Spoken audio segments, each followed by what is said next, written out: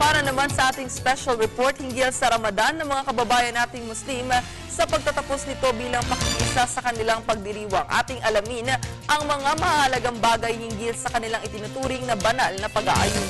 Balitaan mo kami, Princess Habiba Sari. Allahu Akbar, Eid al-Fitr, ang pistang ginugunita ng mga Muslim, taon-taon na siyang hudyat na tapos na ang buwan ng sakripisyo o mas kilala bilang Ramadan. Ang ibig sabihin ng Eid ay pista, samantalang ang Fitr ay ang pagtatapos ng Ramadan. Ayon kay Alim Khalid ng Golden Mosque, dalawa ang ipinagdidiwang na mahalagang selebrasyon ng mga Muslim buong mundo. Maliban sa Eid al-Fitr, nariyan din ang Eid al-Adha na ginugunita 3 buwan makalipas ang Eid al-Fitr.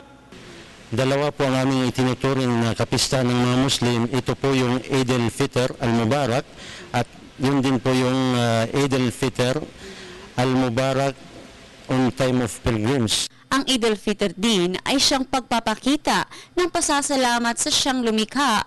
Para sa mga Muslim, ito rin ang araw na dapat simulan ang panibagong tuloy-tuloy na pagpapalaganap ng kapayapaan sa buong mundo.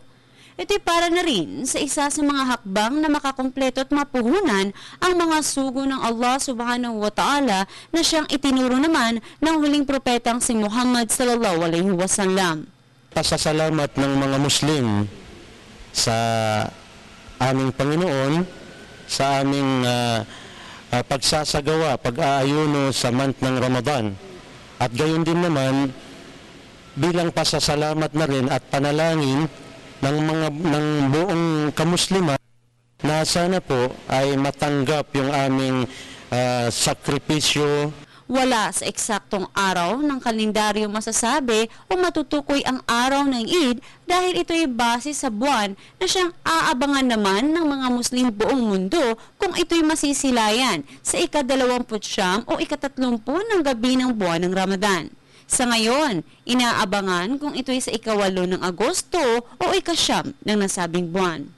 Habang papalapit ang pagtatapos ng Ramadan, mas lalong nagsisikap manampalataya ang mga Muslim sa paghingi ng tawad sa Allah subhanahu wa ta'ala, ang tagalikha, na naway lahat sila'y makapunta sa Jannah o paraiso na siyang pinaniniwalaang the ultimate reward na ibibigay ng Allah sa kung sino man ang gumawa ng kabutihan nang sila'y nabubuhay pa at tanging siya lang ang kanilang sinamba.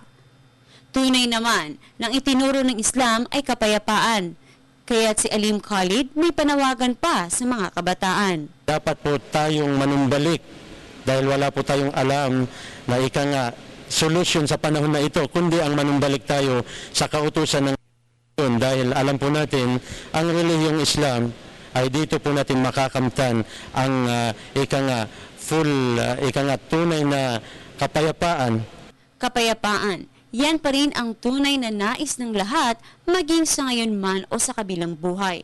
Ating ipagpatuloy pa ang mga kagandahang asal na ating ginagawa.